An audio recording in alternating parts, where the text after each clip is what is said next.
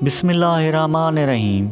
आज मैं आप लोगों को साइंस और कुरान के बारे में बताने वाला हूँ कि साइंस क्या कहती है और कुरान क्या कहता है। तो सबसे पहले हम शुरू करते हैं साइंस से।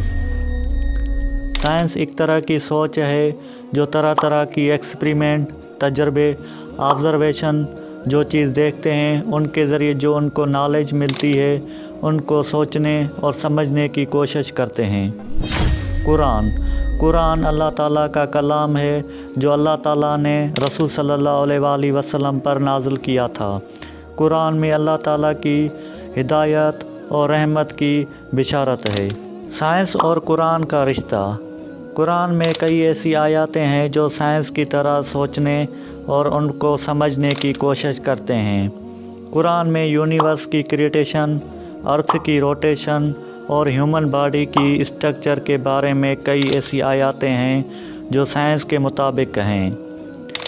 यूनिवर्स की क्रिएशन।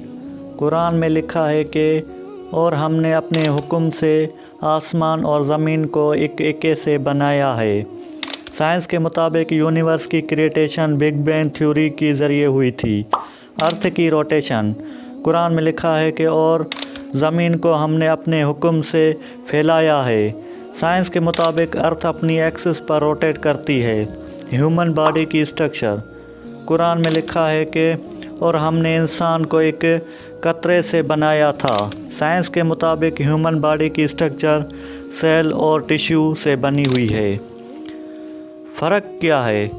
साइंस और कुरान दोनों ही सच्चाई और हकीकत को समझने की कोशिश करते हैं, लेकिन साइंस के लिए सच्चाई और हकीकत को समझने का तरीका अलग है और कुरान के लिए सच्चाई और हकीकत को समझने का तरीका अलग है।